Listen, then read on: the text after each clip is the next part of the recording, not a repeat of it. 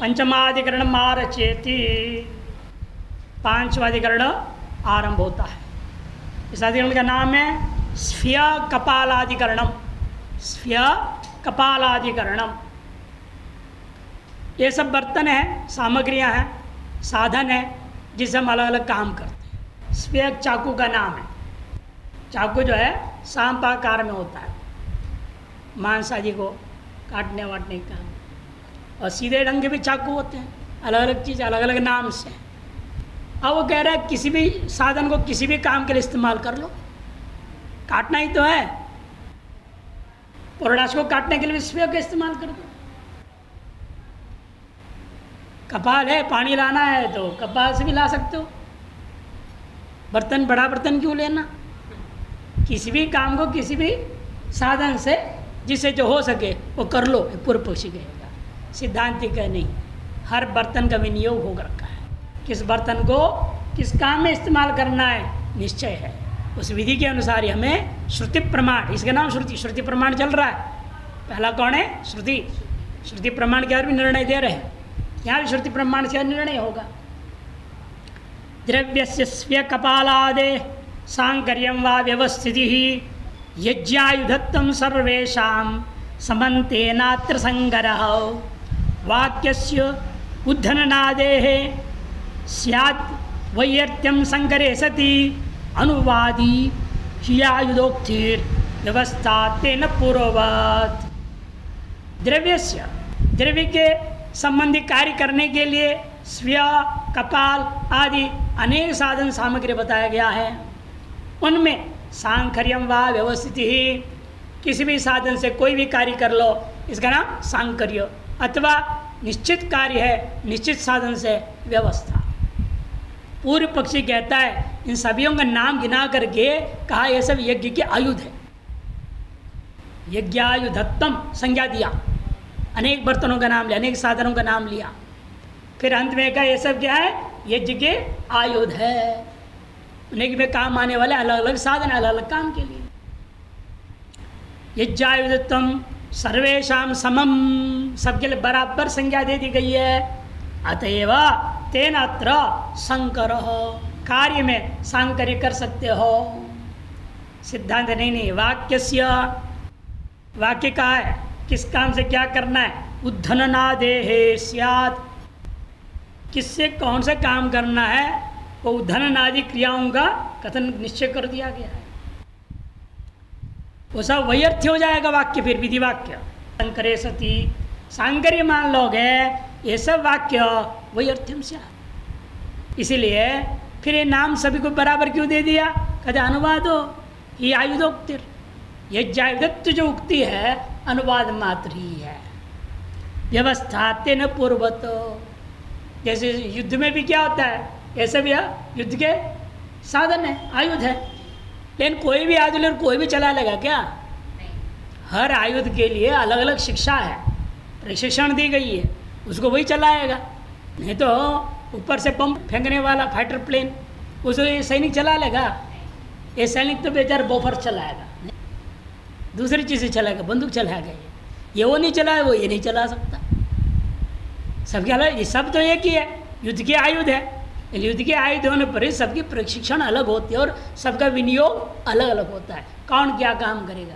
तो यहाँ भी यज्ञायुधत्व संज्ञा देने मात्र से किसी भी कोई भी काम ले लो, यह कहना उचित नहीं है, व्यवस्था माननी पड़ेगी। दर्शपूर्णमास श्रूयते, दर्शपूर्णमास प्रकरण में ये बात सुना है। स्व्यश्च कपालानि च अग्निहोत्र हवनी च शूर्पंच कृष्णाजनंच शम्या च उलुकलंच मुसलंच दृश्योपलाच एतानि वै दश यज्ञायुधानि इति। 10 नाम गिना दिया और क्या 10 ही क्या है? यज्ञ के साधन, आयुध है। आयुध से तात्पर्य साधन है। स्फीय नाम का चाकू, कपाल, अग्निहोत्र के हवनी नाम के विशेष बर्तन, सूप फटकने के लिए, कृष्णाजन काले मृग चर्म जिस पर सिलबट्टा को रख करके सिल को रखेंगे और बट्टे से पीसेंगे, शम्या, शम्या कहते हैं मुसलाकार एक लकड़ी को, मुसल के आकार में एक लकड़ी है। उलूखल, मुसल, दृशत पत्थर और उपल, ये तानी वही दश यज्ञायुधानी, ऐसे दशमास में कहा है। स्वयं समझा रहे स्वे शब्द है ना, खड़गाकार काष्ठम उच्चते। खड़गाकार एक चाकू काष्ठ का बना हुआ ही होता है, लोहे वगैरह का नहीं हो सकता, काष्ठ का ही होता है सब आयुध, चाकू भी काष्ठ का ही होगा। स्वे शब्द है ना, खड़गाकार काष्ठम उच्चते। और अग्निहोत्री हवणी निर्वाप साधन काष्ठ पात्रम, लकड़ी का ही बना हुआ भगोना होता है, लकड़ी के भगोने, जिसमें आप पूर्णाश के लिए हविष को, आप व्रीहि को आवाप करेंगे। अग्निहोत्र हवणी निर्वाप का साधन बोलते काष्ठ पात्र। और शम्या मुसलाकार एक काष्ठ विशेष है, और मुसल अलग है। मुसलाकार ये भी है, लेकिन मुसल के बराबर लंबा चौड़ा नहीं होता है, छोटा होता है। आकार उतना ही है, लेकिन आकार मात्र सादृश्य है, लंबाई चौड़ाई नहीं है। तद्र व्रीहादि द्रव्येशो अवघात संस्काराणाम सांकर्ये निराकृते अपि, भले आपने व्रीहादि द्रव्यों के जो संस्कार पूर्व में जो वर्णन आया था उसे सांकर के निवारण कर दिया, और अलग अलग से अलग अलग काम करना पड़ो। आज का संस्कार अलग है, व्रीहि के संस्कार अलग है, सान्नाय संस्कार अलग है, अलग अलग संस्कार अपनी व्यवस्था दिए थे, सांकर्य आपने खंडन किया था। वही समझा पूर्व पक्षी, पूर्वाधिकरण में भले आपने बात कहा व्रीहादि द्रव्यों में अवघात संस्कारों का सांकर में निराकरण कर दिए, लेकिन अब स्वेय कपाल आदि द्रव्याणाम उद्धणन पुरुडाश श्रवण आदि अंग क्रियाकार्य क्रियासु सांकर्य, ये सब अंग क्रियाएं हैं। स्व्य से उद्धणन होता है, कपाल से पुरुडाश का श्रवण होता है, इत्यादि जो कार्य हैं अंग क्रियाएं, उनमें सांकर्य कर सकते हो। निराकर तुम अशक्यम, वो सांकर्य को निराकरण नहीं कर सकते, किसी भी समय कोई भी काम कर लो, क्या दिक्कत है? ऐसे करे तो गड़बड़ हो गए ना। लकड़ी का बर्तन में तुम पुरुडाश को पकाने के लिए रखोगे, लकड़ी जल जाएगा। कपाल तो मिट्टी का होता है ना, और अग्निहोत्र ने क्या बताया, लकड़ी का बर्तन है, कटोरा जैसा होता है, कपाल जैसे वो भी है, कपाल छोटा है, ये बड़ा है। अगर हम बड़ा पुरुडाश बनाएंगे और अग्निहोत्र हवनी पर पकाऊंगा और नीचे आग लगाओ तो क्या होगा, और बर्तन ही जल जाएगा, पुरुडाश क्या पकना है। इसलिए योग्यता भी देखना चाहिए ना, यानी कि कोई भी काम किससे भी कर दो। सांकर्य बोल रहा है पूर्व पक्ष, किसी भी अंग क्रिया को किसी भी आप बर्तन आदियों से जो बता के 10 पात्र में से कर लेना, ये पूर्व पक्षी का कहना है। क्योंकि ये न कहना अपि द्रव्येण यस्यां कस्यांचित् क्रियायां कृतायाम अपि श्रूयमाणस्य यज्ञायुधत्वस्य अविरोधात्, जिस किसी भी द्रव्य के द्वारा जिस किसी भी क्रिया को जिस किसी भी बर्तन से संपादन कर लो, फर्क क्या पड़ता है, यज्ञायुधत्व नाम का जो संज्ञा इन बर्तनों में वो बराबर रहेगा ही। श्रूयमाणस्य यज्ञायुधत्वस्य अविरोधात् नहीं अव्यवस्था मात्रेण यज्ञ साधनत्वम अपैति, अव्यवस्था पर करने मात्र से यज्ञ के साधनत्व उसका हटेगा नहीं, यज्ञ साधनत्व रहेगा। भाई यज्ञ में ही तो प्रयोग किया हूँ, उसके लिए नहीं तो दूसरे के लिए, दूसरे तीसरे लिए किया, कहीं ना कहीं तो किया हमने, अतएव यज्ञ साधनत्व तो भंग नहीं होगा।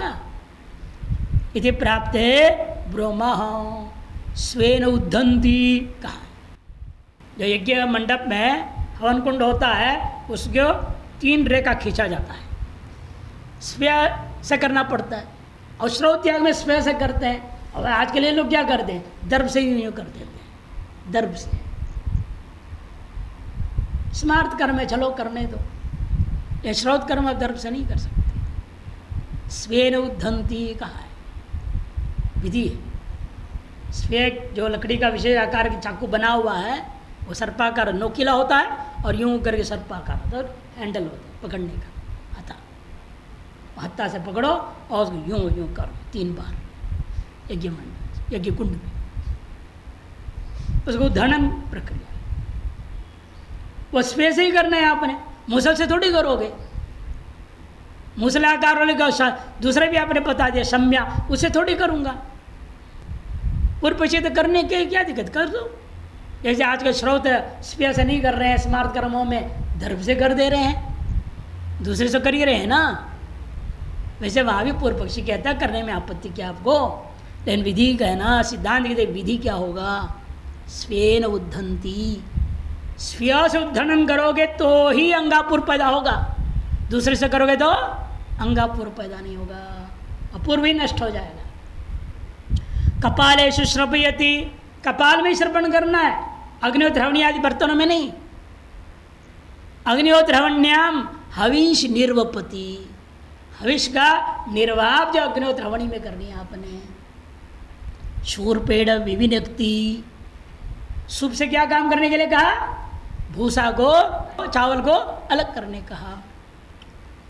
कृष्णाजनम मदस्तात् उलूखलस्य अवस्त्रणाति, कृष्णाजन को बिछाओ, उसके ऊपर उलूखल रख दो, फिर मूसल से कूटो, वो काम हो गया। फिर उसी कृष्णाजन पर क्या करना है, पत्थर का सिल को,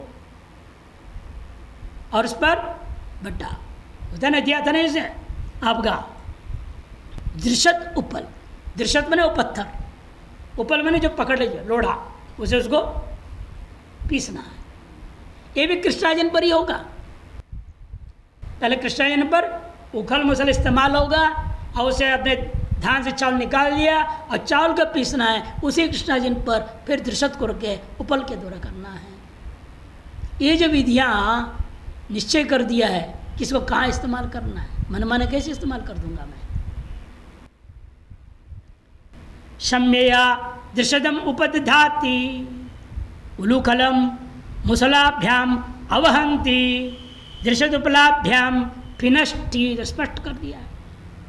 शम्या के द्वारा दृशदम उपदधाति, दृशद का उपधान करनी है शम्या से, और उलूखल के द्वारा आवाहन करना है, और दृशद उपल के द्वारा पीसना है। निश्चय कर दिया ना काम।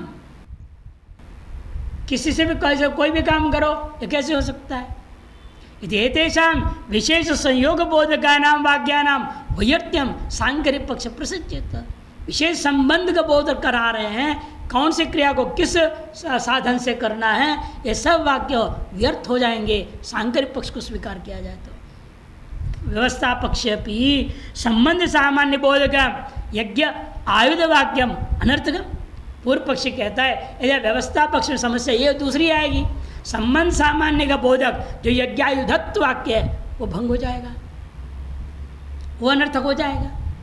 जिन्न उद्धरणनादि वाक्य सिद्धार्थ अनुवादत्व, वो क्या कर रहा है, ये विशेष विधि वाक्यों का अनुवाद करके वो वाक्य आया हुआ है।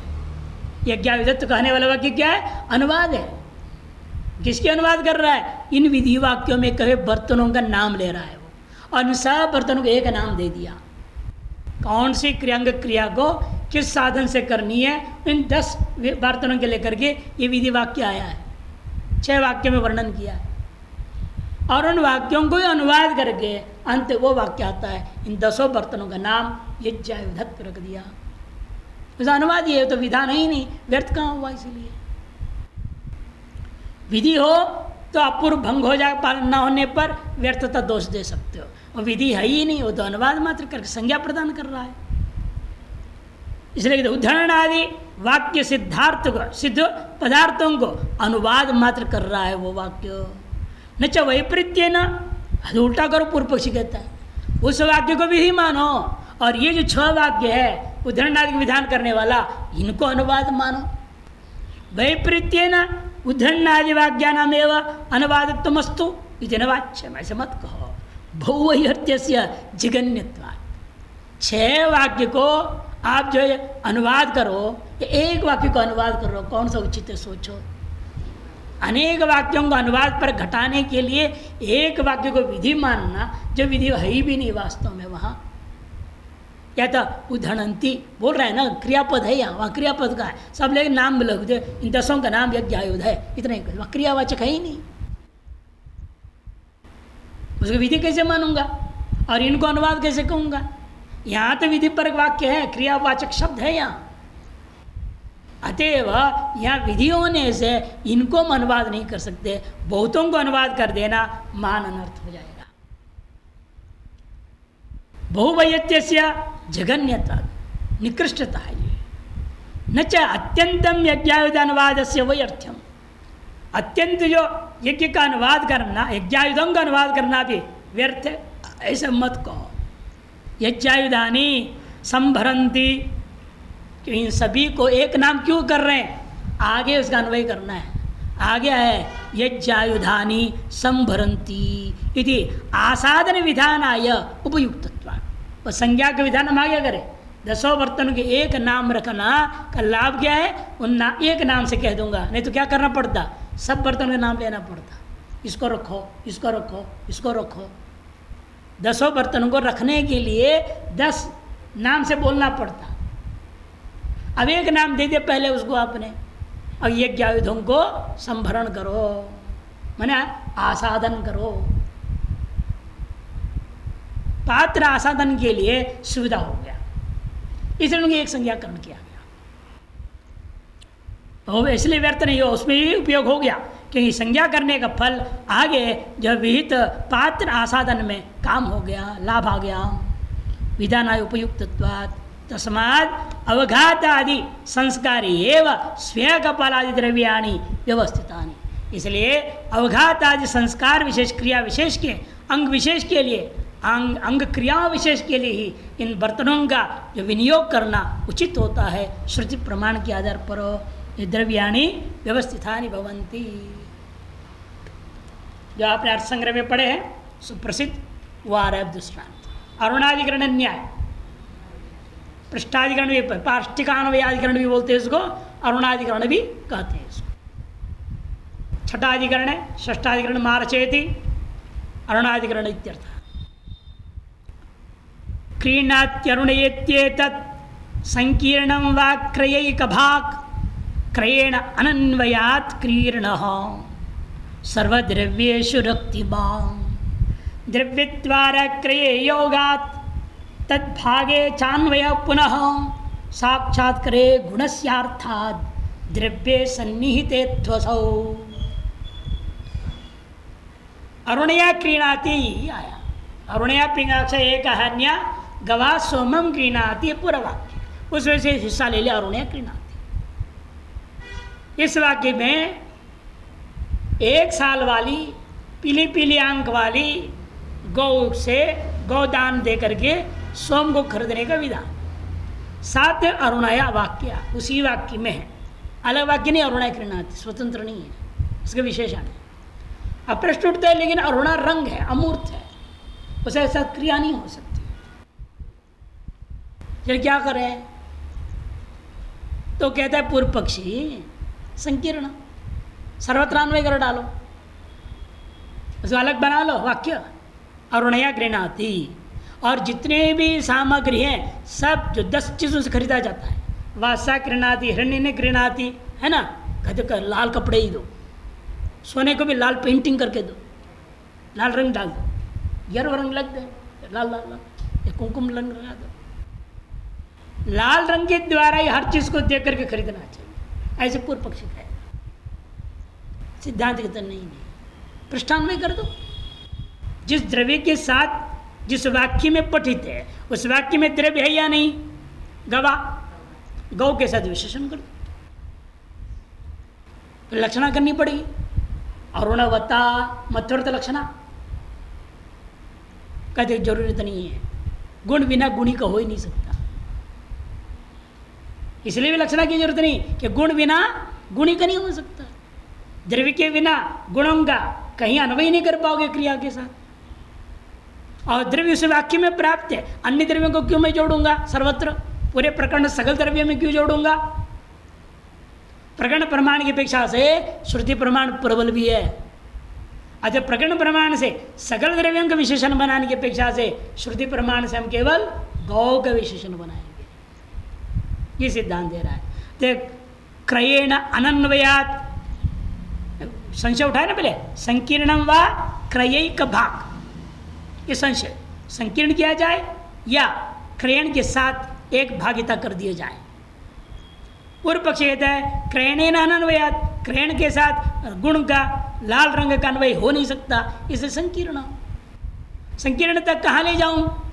किन किन में? सर्वद्रव्येषु रक्तिमा, जितने भी द्रव्य देख करके सोम क्रयण करना है, या सोम या के पूरे प्रकरण में जो जो प्रयोग होगा बर्तन सर्तन वगैरह सबको लाल रंग कर दो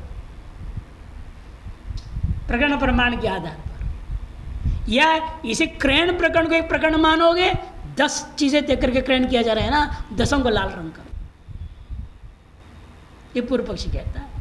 तो सिद्धांत है ना, द्रव्य द्वारा क्रय योगात, साक्षात अरुणा रंग का क्रयण के साथ अन्वय नहीं हो सकता, ये मैं भी मानता हूं, लेकिन द्रव्य द्वारा तो कर सकता हूं।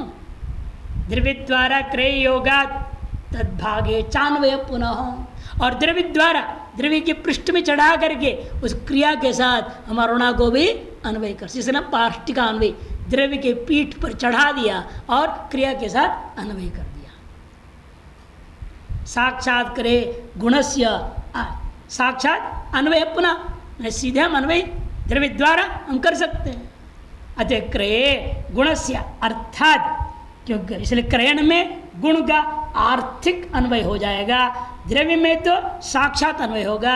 सन्निहित हेतु सो, और द्रव्य में कौन से द्रव्य का विशेषण बनाऊंगा? सारे द्रव्य नहीं, जो सन्निहित में है। सन्निहित में कौन है? गौ, गौ का विशेषण बनेगा। उसी वाक्य समवाक्य में है ना, समान वाक्य में संव्याहृत है वो तो। वाससा कृणादि अलग वाक्य, हिरण्य ने कृणादि अलग वाक्य, उन वाक्यों के साथ कैसे जोड़ूंगा? भिन्न वाक्यस्थ द्रव्यों के साथ मैं जोड़ नहीं सकता। ज्योतिष्ठों में श्रूयते अरुणया पिंगाक्ष एका यन्या समं गृणादीति। अरुणया लाल रंग से, पीली पीली आंख वाली, 1 साल वाली, ऐसे जो गौ से सोमम गृणाति, या गवा शब्द छूट गया छापने में।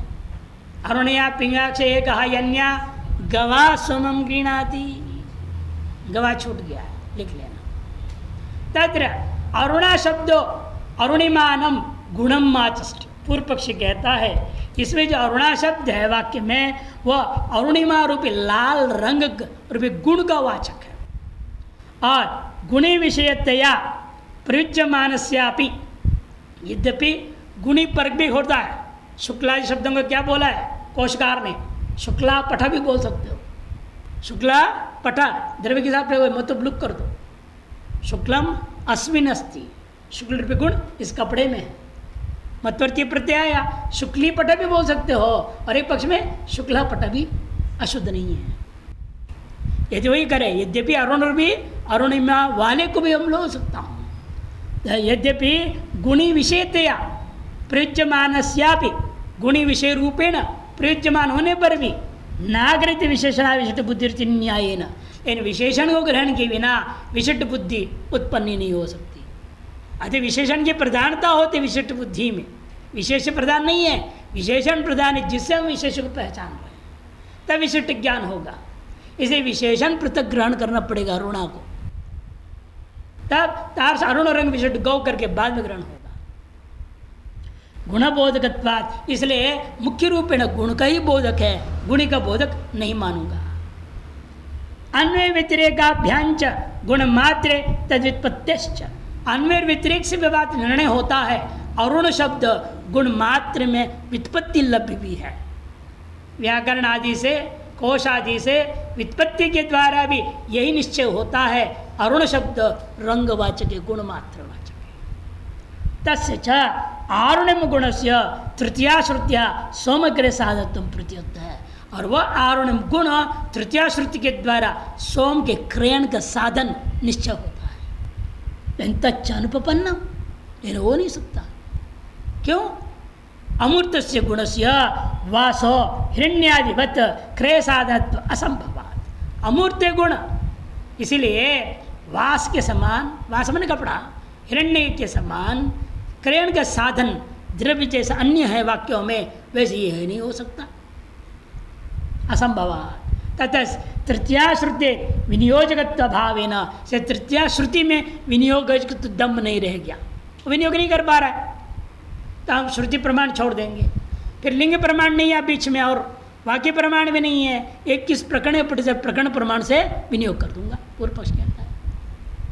वही कह दिया, तृतीया श्रुति विनियोजकत्व भावेन प्रकरण से अत्र विनियोजकत्व वक्तव्यम। प्रकरण प्रमाण कोई विनियोजक मानो, और प्रकरण च ग्रह क्षमस आदि अखिल द्रव्येषु अरुणिमान विनियोग निवेशयति। प्रकरण प्रमाण के आधार पर ग्रह पात्र, क्षमस पात्र, अन्य बहुत सारी चीज़ें हैं जो वहाँ ज्योतिष्ठोम के अंदर सोम याग में प्रयोग होने वाले हैं, उन सभी पात्रों को लाल रंग बना देना। सब में अन्वय कर दो लाल रंग को प्रकरण प्रमाण के आधार पर। उन सभीयों में द्रव्येषु अरुणिमानम निवेशयति न चानेन न्यायेन पिंगाक्षे कायनी शब्दार्थयोरपि सर्वद्रव्यगामित्वम शंकनीयम। वह कह सकता है उस वाक्य में रहने वाला एक आयनी और जो है आपकी पिंगाक्षी, इसको सब द्रव्यों के साथ अन्वय कर दो, जैसे अरुणा को जोड़ दिया, ऐसे आप आशंका नहीं कर सकते। क्यों? वह बहुरी समास हो रखा है, दोनों द्रव्यवाचक है। एकम हायनम यस्या, पिंगे अक्षिणी यस्या, बहुरी समास है, जैसे द्रव्यवाचक हो गया, वो गुणवाचक नहीं है, इसलिए उसमें आप इसके बराबर आशंका नहीं कर सकते हैं। शब्दकार है तयो शब्द और द्रव्यवाचित्वात्, ये दोनों शब्द द्रव्यवाची। पिंगल वर्णे अक्षिणी यस्या गो हो सा पिंगाक्षी, पीले पीले रंग है आंखें जिसकी, जिस गाय की, उस गाय का नाम पिंगाक्षी। एवं एक यानी 1 साल रूपी आयु पीता है जिस गाय का, उस गाय को कहेंगे एक हायनी। यद्यपि एक गोश वाचिनौ शब्दौ तथापि विशेषण भूत धर्म भेदात शब्दद्वयम, विशेषण भूत धर्म भिन्न होने से 2 शब्द प्रयोग हो गया, अतः आवृत्ति आदि दोष नहीं है, यहाँ पुनरुक्ति दोष नहीं है। तच्च युगपत प्रवृत्तम सत धर्मद्वय विशिष्टम गोद्रव, इसे दोनों शब्द युगपत प्रवृत्त हो जाएगा, अतएव धर्मद्वय विशिष्ट घोर भी द्रव्य क्रय का साधनत्वेन विधान कर दिया जाता है। न च इतर द्रव्य निवेशयितुम शक्य, और इतर द्रव्य के धर्म को इतर द्रव्य में निवेश कर देना उचित नहीं है। ये गौ का धर्म था पिंगा पीले आंख, और उसको कपड़े में पीले आंख कैसे होगा? कपड़े में तो 1 साल पुराना तो बोला जा सकता है, एक आए ना मैंने 1 साल पुराना कपड़ा, हम लोग बोलते हैं जो हमारे पास है 15 साल पुराने, 20 साल पुराने, 10 साल पुराने हैं, कपड़े में तो घट जाएगा, लेकिन आंख कैसे घटाओगे? पीले आंख वाले कपड़े बोलोगे क्या? या कपड़े पीले आंख का उसमें नक्शा बना दी जाए, कलाकृति कर दी जाए, और सोना में फिर कैसे करोगे? सोना भी 1 साल पुराना बोल सकते हो, इनमें आंख कैसे बनाएंगे? हम डिजाइन बना सकते हैं आंख। इतनी गौरव कल्पना क्यों करना सबके साथ जोड़ करके? पूर्व पक्ष इसलिए कहता है ये केवल गौ का विशेषण रहेगा, अन्य द्रव्यों का विशेषण नहीं होगा। सब पूर्व पक्षी समझा रहे, इसलिए न च इतर द्रव्यम इतर द्रव्ये निवेशयितुं शक्यम। अरुणिम गुणस्थो द्रव्येषु विशेषणत्वेन अन्वेतुम योग्यत्वात्, और अरुणिम एक गुण विशेष है और सकल द्रव्यों में विशेषण रूप में अन्वय हो सकता है, अतः तेषो निवेशते है। इसी प्रकार तत्र एषाक्षरेण, तत्र तब तो इस प्रकार से उन पदों का अन्वय किया जाएगा। क्या? अरुणया इत्येतत् पृथक वाक्यम बना लो, अरुणया क्रीणाति अलग वाक्य बना लो, या अरुणया इसको केवल अलग ही बना, क्रीणाति भी छोड़ दो, क्रीणाति को गवाह के साथ जोड़ दूंगा, अरुणया अलग वाक्य रह जाएगा। वो वाक्य क्या अर्थ क्या निकलेगा? उस वाक्य का अर्थ कैसे करोगे? तत्र तृतीया श्रुत्या प्राकरणिकानि साधन द्रव्यानि सर्वाणि अनुध्य, तृतीया श्रुति के बल पर प्रकरण प्रमाण से उस प्रकरण विद्यमान जितने भी साधनभूत द्रव्य सबको ले लो, सर्वाणि अनुद्य प्रातिपदिकेन गुणो विधीयते, इस प्रातिपदिक के द्वारा गुण का विधान किया जाएगा। सब द्रव्य को ले लूंगे तो फिर सोम द्रव्य भी आ जाएगा, सोम द्रव्य को लाल किया, कुमकुम डाल देंगे लाल हो जाएगा, लाल रंगी तो करना है सबको, सबको कर दो बोलता है पूर्व पक्षी। यानी ज्योतिषों में साधन द्रव्यानि तानि सर्वाणि अरुणानि कर्तव्यानि इति, जितने भी ज्योतिषों में साधनभूत द्रव्य उन सब के सब द्रव्यों को लाल रंग कर देना चाहिए इति। तस्मात् गुण संकीर्णम इति प्राप्ति ब्रह्म, गुण का स्वतंत्रता पूर्वक संकीर्णता पूर्वक अन्वय करना चाहिए। इस प्रकार से पूर्व पक्ष प्राप्त हुआ तो सिद्धांति कहता नहीं, यद्यप्यमूर्तो गुण, उतनी बात हम भी मान रहे हैं, जो भी गुण है क्रिया है दोनों क्या होते हैं? अमूर्त होते हैं, बिना द्रव्याधिष्ठित हुए गुण क्रिया प्रयोग नहीं हो सकता। यद्यपि अमूर्तो गुण तथापि हायनवद अक्षिवच्च गोद्रव्यम व्यवच्छिन्नति। जैसे हायन भी क्या है? काल है। काल के अमूर्त द्रव्य क्या? वो भी अमूर्त है। वो गौ का विशेषण बना कि नहीं बना? पीला रंग आंक, आंक कैसे? पीले, पीले आंक वाली गाय, पीलापन भी आंक में, आंक द्वारा गौ में गया कि नहीं गया? इसे लाल रंग भी चले ले जाओ, क्या दिक्कत है आपको? इसे कह रहे जैसे हायनवद अक्षिवच्च, अक्षि इसलिए कह रहे वहीं पीला रंग है, अक्षिवच्च गोद्रव्य विच्छिन्नति, गोद भी द्रव्य का ही वो विशेषण बन गए हैं। तच्च द्रव्यम साधनम तद्वारा गुणस्य क्रयण अन्वयो भवति, और वो क्या है? गौ द्रव्य साधन है क्रयण का।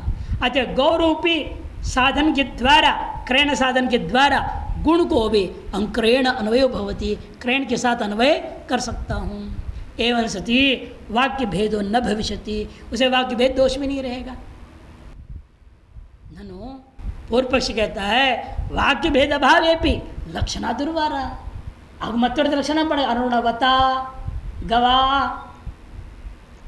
अरुणया में जो तृतीया है उसे पहले मतुब जोड़ना पड़ेगा। अरुणवता सोमे नहीं जेते में सोमवता ये आगे है ना, वैसे यहाँ पर भी करो, मतवर्त लक्षणा करनी पड़ेगी। वाक्य भेद दोष भले ही नहीं है, लक्षणा दुर्वारा। गुणवाचिन शब्द से गुण द्रव्य परत्व अंगीकारात्, क्योंकि गुणवाची शब्दों को गुणी द्रव्य पर ले जाने के लिए मतवर्त करनी पड़ती है।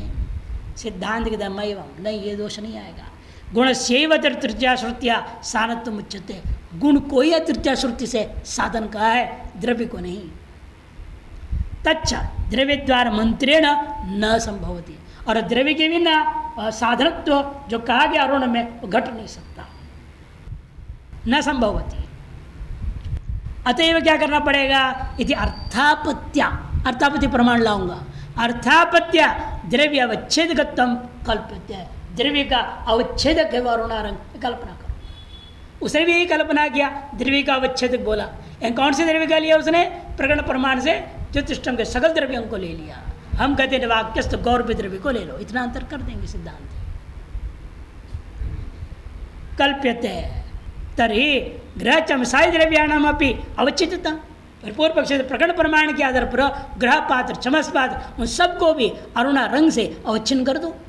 यदि चिन्ह सीधा नहीं, तस्य द्रव्यस्य क्रय साधनत्व भावेन, वह सब वो जो द्रव्य है ग्रह पात्र चमस पात्र वह क्रयण का साधन ही नहीं है। यह अरुणय को उस वाक्य में क्रीणाति के साथ जोड़ेगा। आप अरुणय का अलग वाक्य बना लिए, अलग वाक्य बना अन्य वाक्यों के साथ जोड़ रहे हो, वाक्य में दोष आ रहा था, उस दोष से बचने के लिए हम ये बात कर रहे हैं। इसे उसी वाक्य से क्रिया के साथ जोड़ूंगा। अच्छा, क्रिया के साथ जोड़ूंगा, ग्रह पात चमस पात सब चीज अन्य द्रव्य अपने आप हट जाएंगे, क्योंकि क्रयण का साधन नहीं है। तद अवच्छेदक गुणस्य श्रेयमाणक क्रय साधनत्व सिद्ध है, क्योंकि जो है तस्य द्रव्य से क्रय साधन अभावे न तत् अवच्छेद गुणस्य, तो उसका अवच्छेद कर भी दूँ वह गुण श्रेयमाण क्रय का साधनत्व नहीं रह जाएगा। तर्हि वासा क्रीणाति अजया क्रीणाति इति वस्त्रादीना क्रय साधनत्वात् तत्अवच्छेद वस्तु। पूर्व पक्ष फिर ठीक है, वासा क्रीणाति अजया क्रीणाति हिरण्येन क्रीणाति, ये सब है ना, रजतेन क्रीणाति, 10 चीज़ें देकर खरीद दिया जाता है। उन अन्य सकल पदार्थों में लाल रंग जोड़ दो, सब क्रयण के तो द्रव्य है ना। वस्त्रादीनां क्रय साधनत्वात् तत्अवच्छेद वस्तु इति चिन्नो तेषां क्रियांतर साधनत्वात्, और पृथक क्रयण विधियाँ हैं।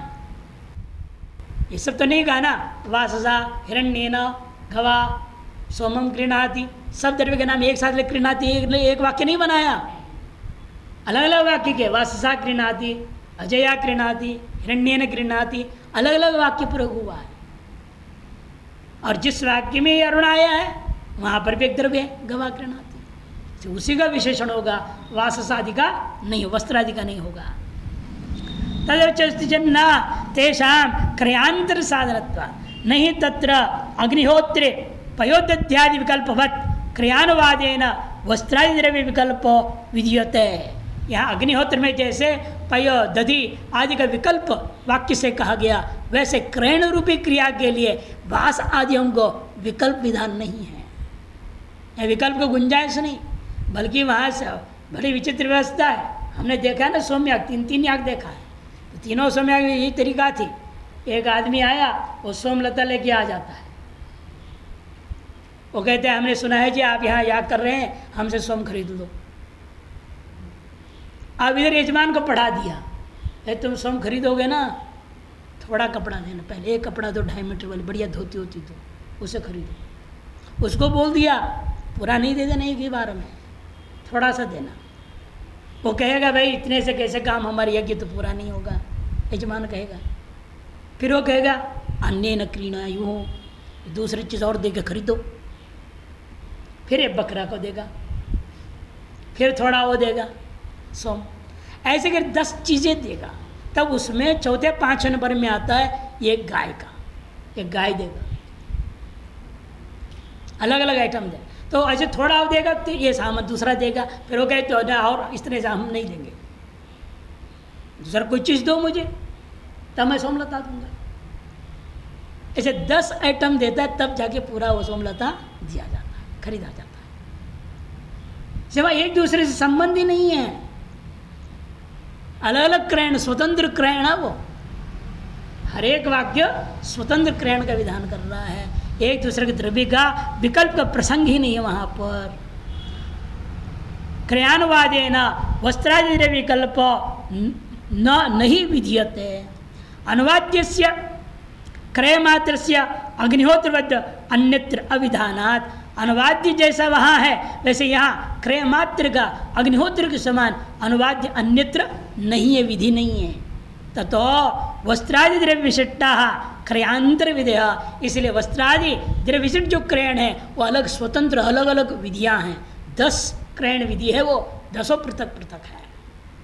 नहीं स्ववाक्य गतम एक द्रव्यम उपेक्षा वस्त्राद्य विच्छेद युक्त।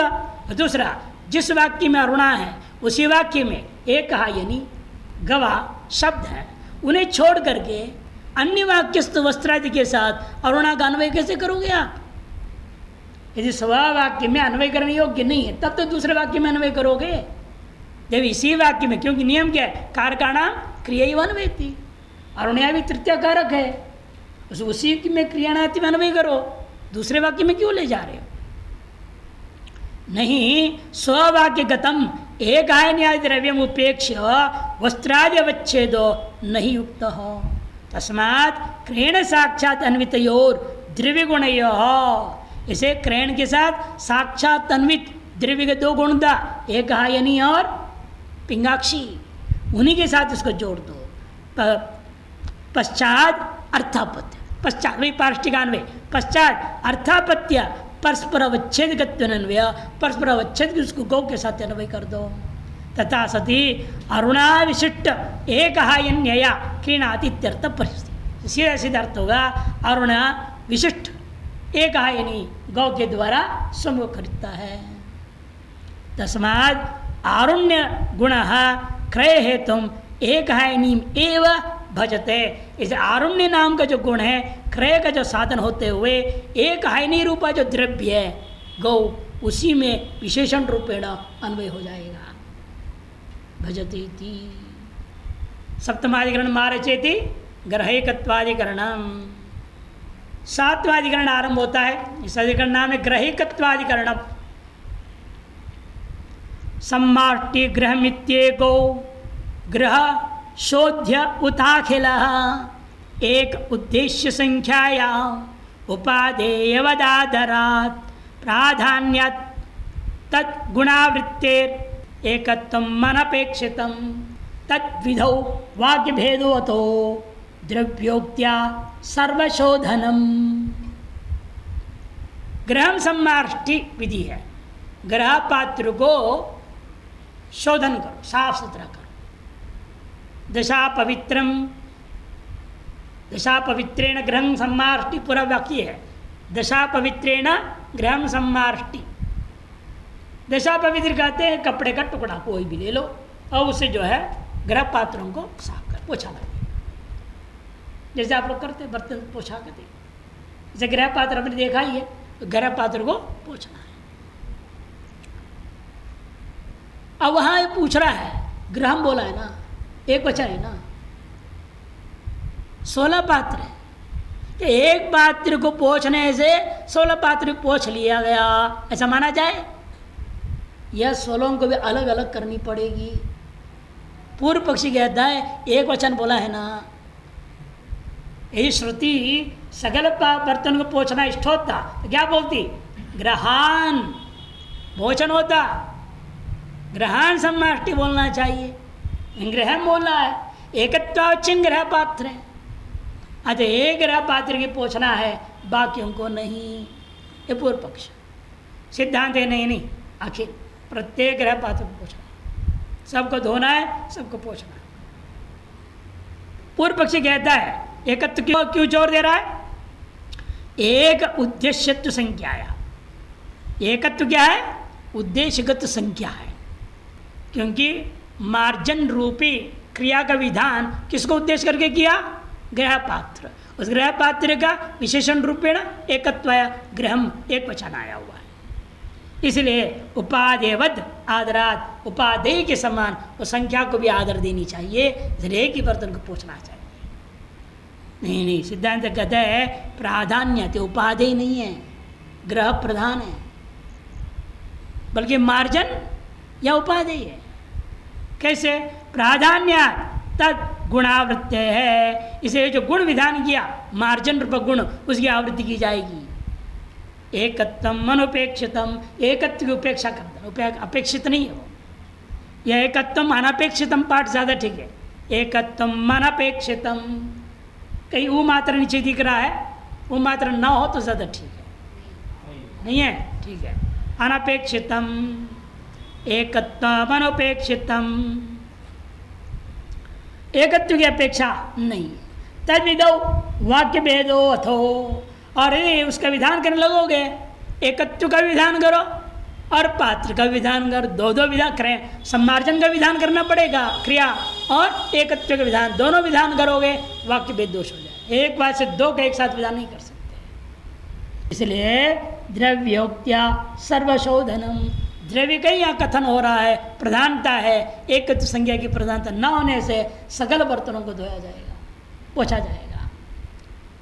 सोमयाग में श्रुतवाक्य सोमे श्रूयते,